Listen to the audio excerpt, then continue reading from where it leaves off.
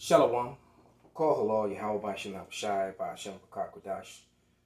Double honors unto the apostles and the elders. Salutations to all my fellow laborers doing this work in truth and sincerity, risking their lives and their freedom to do so now more so than ever. To the scattered elect that are scattered around the four corners of the earth, that be like unto the speckled bird, the Israelite foreigners. And to the Aquas that are listening and learning, to you I say Shalom.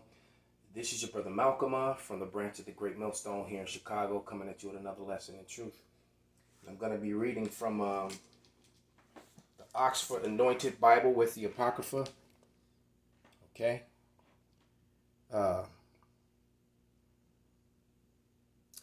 It's a study Bible, which is very revealing and very good information.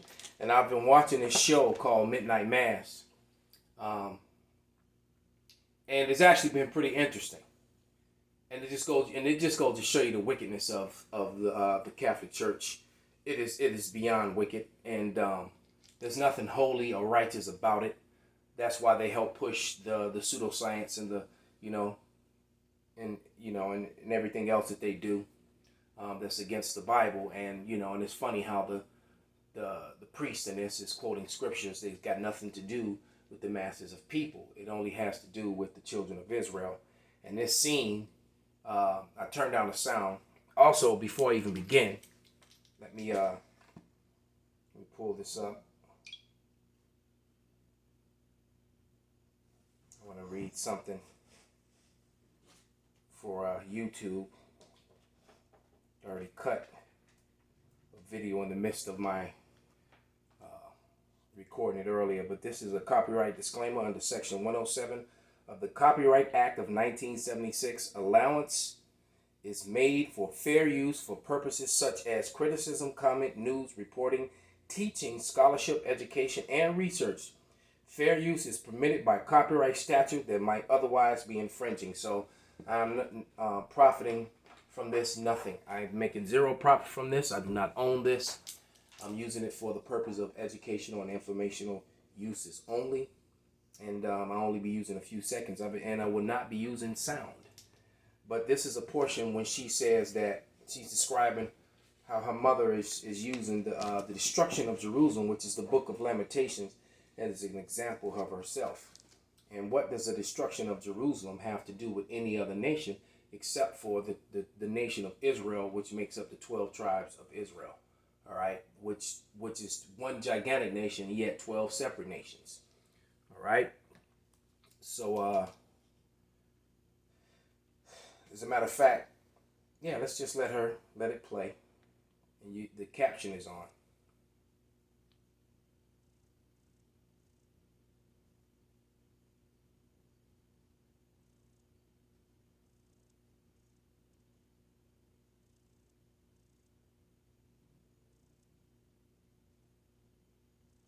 So that's what she said. A special kind of self-pity to identify with the destruction of Jerusalem. Well, there's some very important information in the book of Lamentations, as in all the Bible, especially in the 4th chapter, because it identifies the destruction of Jerusalem was done by the Edomites. Yet you have scholars who say that the Edomites were done away with. All right, and yet provide no evidence, no proof, no time frame, no relics to prove that point. Neither just how you can't find the relics of Israel being put on slave ships, the Israelis that is, were being put on slave ships and carted around the four corners of the earth and being sold to to the slave markets. There is no relics and no evidence of that. They never went through that because they're not the people. All right? It's why they try to dock up scriptures, especially in Deuteronomy 28:68. They try to say you offer yourselves as slaves, but no one shall buy. So if you offering yourself as... So how you going to... So if I'm offering myself as a slave, I want you to listen to how ludicrous is that sound. I'm offering myself as a slave, but no one will buy me. Well, they're going to pay me and then make me a slave? I'm going to be a slave plus get... How ridiculous is that? All right, when the slave standing there on the slave block is actually receiving the payment for himself. What kind of retardation is that? But anyway, this is the in that very said book, in the Oxford Anointed Bible with the Apocrypha Expanded Edition. And this is from 1934, I believe, this book. 32, definitely the 30s. It says, and this is the opening statement. You know, that's before the prelogue or the prologue, before the chapter starts. And it says, Lamentation is a small psalter and communal, within the community, laments over Jerusalem. For its destruction by the Babylonians in 587, these songs have been traditionally ascribed to Jeremiah because of, and then it gets 2 Chronicles 35:25.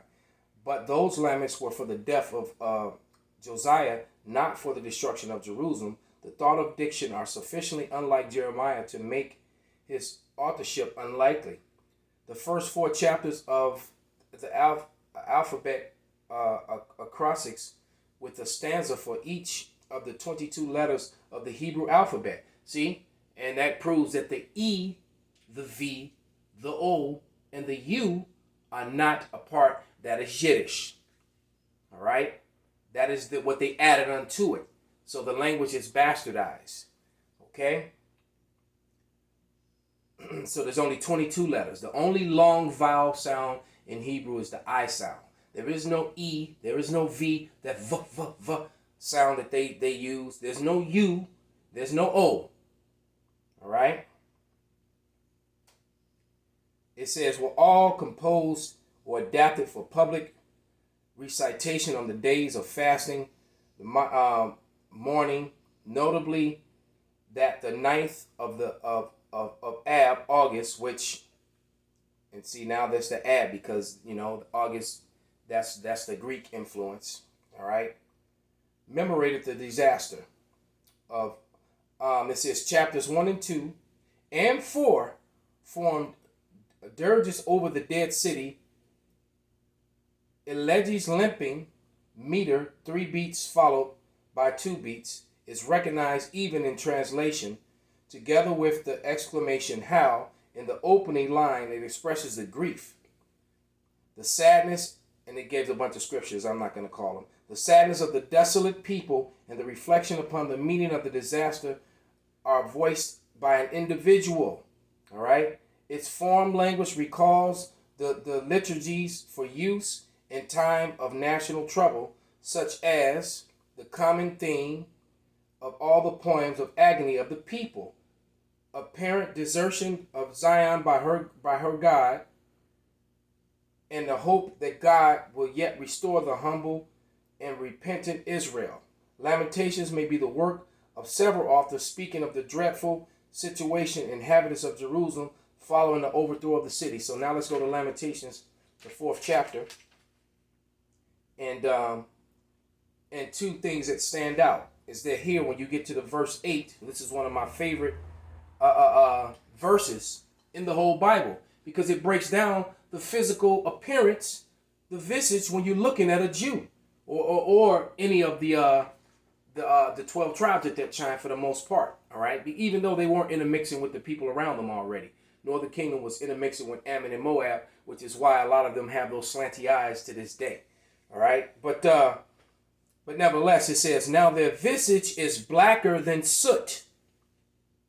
They are not recognized in the street. Their skin is shriveled upon their bones. It has become as dry as wood. So Jake get ashy. You know how Jake get ashy? They get kind of, they get that white like film over their skin, but yet the skin underneath is very dark. So it just described the physical appearance of a Jew. Yet you still got people who want to push this Israeli lie, okay? And when you look up the definition of Israeli, it tells you that it is a modern citizen of Israel, not to be confused with the ancient Israelites, all right? Now in that same said chapter, you jump up to verse 21, and it reads, oh, I'm 3, I need to be in 4. I went back, not forward. This is Lamentation 4 and 21, and it reads, rejoice and be glad, O daughter of Edom. See, Edom had a lot to do with the destruction. Okay? They played a role. All right? and who sacked Jerusalem? Rome. So that lines up with the book, The Kingdom of the Edomite, 1853, by I forget his name now. That it proves that the Romans were indeed Edomites. Okay, it says, "Rejoice and be glad, O daughter of Edom, dweller in the land of Uz." See, it reads a little bit differently from the King James. "Rejoice and be glad, O daughter of Edom, dweller in the land of Uz. But to you also the cup shall pass. You shall become drunk and strip yourself bare. The punishment of your iniquity, O daughter of Zion, is accomplished. He will keep you in exile." And just like it says, "O daughter of Zion," the same way as it says about the daughter of Babylon. So it's talking about their descendants in the future. All right. "O daughter of Edom, he will punish, he will uncover your sin." So Edom is revealed. His kingdom is falling apart. He is exposed, and he is a liar, a murderer, and Call Halal Yahweh Ba'Shem Abashai Ba'Shem Rakak Badash Wa Ababa Bal Kwam Yasharala.